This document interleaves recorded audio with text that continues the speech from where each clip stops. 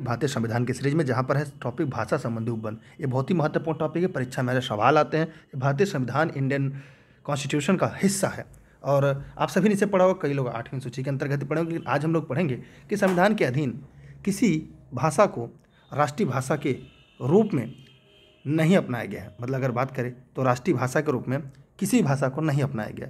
इसके अधीन हिंदी को केवल राजभाषा के रूप में रखा गया है।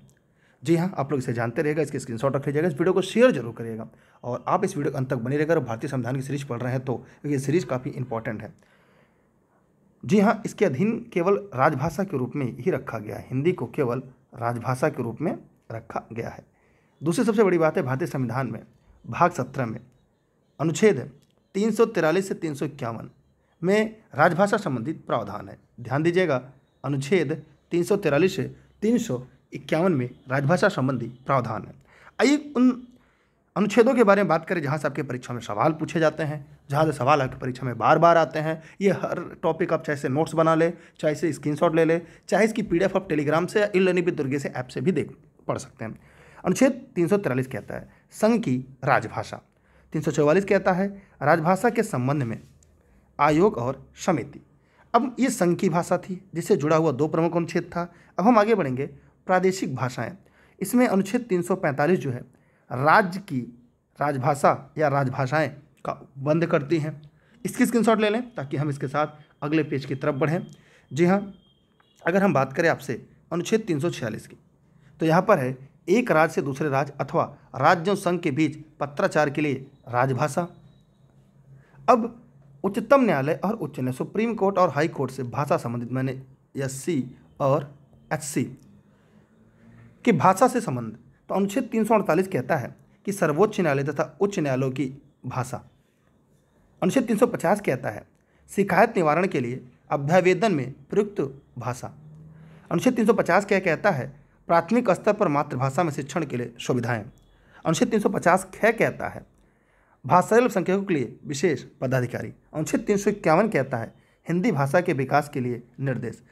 सुप्रीम कोर्ट हाई कोर्ट की जो भाषा है वो अंग्रेजी है, वो क्या है आपकी इंग्लिश है।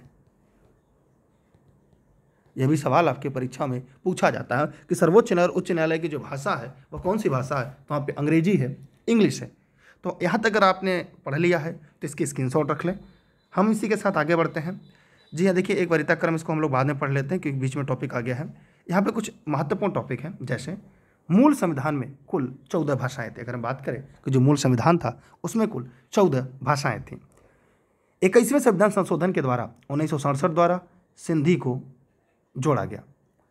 फिर बात करते हैं 71वां संविधान संशोधन के द्वारा 1992 में कोंकणी, मणिपुरी और नेपाली को जोड़ा गया। तो पहले 14 थी, फिर 1 जोड़ी गई, फिर 3 जोड़ी गई, अब 18 हो गए। फिर 92वां संविधान संशोधन 2003 द्वारा मैथिली, डोगरी, बोडो, संथाली, फिर इसमें 4 जोड़े गए। अब कुल कितने हो गए, अब भाषाएं 22 हो गए। तो देखा जाए मूल संविधान में कुल 14 भाषाएं थे, लेकिन 21वें संविधान संशोधन अधिनियम 1967 के द्वारा सिंधी को जोड़ा गया। 71वें संविधान संशोधन द्वारा 1992 में कोंकणी, मणिपुरी और नेपाली को जोड़ा गया। और 92वें संविधान संशोधन द्वारा मैथिली, डोगरी, बोडो और संथाली भाषाओं को जोड़ा गया। आप इसकी स्क्रीनशॉट रख लें। ये भाषाएं जो है ये 8वीं सूची में मिलेंगी, ये 8वीं अनुसूची में है। कितनी है, 22 भाषाएं।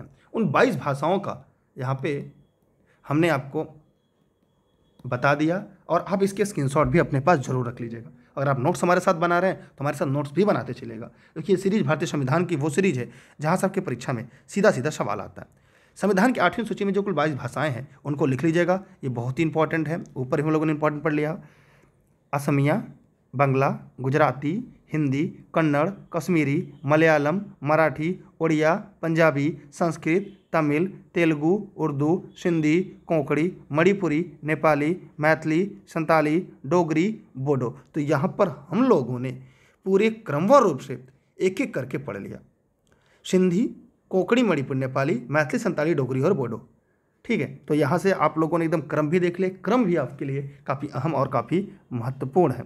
ठीक है, जितने भी लोग इस वीडियो को देख रहे हैं वे सभी साथी कमेंट सेक्शन में जाएंगे और कमेंट करके इस वीडियो को ज़रूर ध्यान से पढ़ लेंगे, ध्यान से इसको देख लेंगे। ठीक है, सभी लोग, जितने भी लोग इस वीडियो को देख रहे हैं, यहाँ से एक चीज़ समझ में आ गई, जो यहाँ पे मैंने टिक किया है, इस टिक का मतलब क्या है, एक गोला में, चौकोर में, बाकी टिक टिक है, ठीक है। तो आप इसकी स्क्रीनशॉट भी रख लीजिएगा और आगे हम लोग देख लेते हैं। अब यहाँ पे हम लोगों ने देखा कि कुछ भारतीय भाषाओं को प्राचीन साहित्यिक परंपरा का संरक्षण और संवर्धन के लिए भारत सरकार द्वारा उन्हें शास्त्रीय भाषाओं का दर्जा प्रदान किया गया। तमिल को 2004 में, संस्कृत को 2005 में, तेलुगु को 2008 में शास्त्रीय भाषा के रूप में, कन्नड़ को 2008 में, मलयालम को 2013 में, उड़िया को 2014 में। मतलब प्राचीन साहित्य परंपरा का संरक्षण और संवर्धन के लिए भारत सरकार द्वारा इन्हें शास्त्रीय भाषा का दर्जा भी दिया जा रहा है। आप इसकी स्क्रीनशॉट भी रख सकते हैं। अब इसमें एक टॉपिक हमारा बीच में था, उसे भी हम लोग एक बार पढ़ लेते हैं। यहाँ पे था कि भारतीय राज्य व्यवस्था में वरीयता अनुक्रम। आइए उन वरीयता अनुक्रम को भी पढ़ लेते हैं। ये वैसे अलग से टॉपिक पढ़नी थी, लेकिन हम इसी में ही क्रम में ही पढ़ लेते हैं, क्योंकि नोट्स के बीच में ही आ गया है। देखिए, पहले क्रम में अगर देखा जाए तो राष्ट्रपति है, देश का प्रथम नागरिक होता है। दूसरे क्रम में उपराष्ट्रपति, फिर प्रधानमंत्री, फिर राज्यों के राज्यपाल अपने अपने राज्यों में। भूतपूर्व राष्ट्रपति 5वें क्रम में आता है। 5 क्रम में उप प्रधानमंत्री आते हैं, जिसका पद है नहीं। अच्छा, एक सवाल है मेरा, मैंने आपको पढ़ाया है, अभी तक भारत में कुल कितने उप प्रधानमंत्री हुए हैं? फिर है भारत के मुख्य न्यायाधीश तथा लोकसभा अध्यक्ष। फिर 7वें पे केंद्रीय कैबिनेट मंत्री, राज्य के मुख्यमंत्री अपने अपने राज्यों में। ऊपर हमें चौथे में देखा था राज्यों के राज्यपाल अपने राज्यों में, अब राज्य के मुख्यमंत्री अपने अपने राज्यों में। अब हम इसी के साथ आगे बढ़ते हैं। योजना आयोग के उपाध्यक्ष, पूर्व प्रधानमंत्री, संसद के विपक्ष का नेता, योजना आयोग के उपाध्यक्ष। ठीक। अब 7 क में भारत रत्न सम्मान से धारक, 8 में राजदूत, 9 में उच्चतम न्यायालय के न्यायाधीश, 9 क मुख्य निर्वाचन आयुक्त, भारत के नियंत्रक महालेखा परीक्षक, 10 में राज्यसभा का उपसभापति, लोकसभा का उपाध्यक्ष, नीति आयोग के सदस्य तथा केंद्र में राज्य मंत्री। अब ये पूरा जो वरीयता क्रम था, आप इसकी स्क्रीनशॉट अपने पास जरूर रख लीजिएगा, क्योंकि इसकी स्क्रीनशॉट आपके हमेशा काम आने वाली है। ये वरीयता क्रम पूछता है, कभी कूट वाले सवाल कई बार आपकी परीक्षाओं में आ चुके हैं। अगर आपको यहाँ पे दिख रहा होगा तो इसकी स्क्रीनशॉट क्लिक कर लीजिएगा जरूर से, ठीक है। वैसे आप लोग को उम्मीद है कि आपने यहाँ से जो इंपॉर्टेंट है वो यहाँ से वरीयता क्रम जो सबसे ज़्यादा महत्वपूर्ण, सबसे ज़्यादा पूछी जाती है। आप सभी साथी लोग टेलीग्राम पर दुर्गेश सर सर्च करके ई लर्निंग विद दुर्गेश पर जुड़िएगा और इस वीडियो को अपने सभी मित्रों को शेयर कर दीजिएगा। टेलीग्राम पे ई लर्निंग विद दुर्गेश का ऐप आप प्ले स्टोर से डाउनलोड कर सकते हैं। अगर आप चाहते हैं घर बैठे आपको नोट्स मिल जाए तो आप इस नंबर पर व्हाट्सएप और कॉल करके जानकारी ले सकते हैं। मेरे द्वारा सभी क्लास आप सभी को निःशुल्क देश हित में राष्ट्रहित में मिलती रहेगी। आप लोग इसे अपने सभी मित्रों साथियों को पहुंचाते रहिएगा।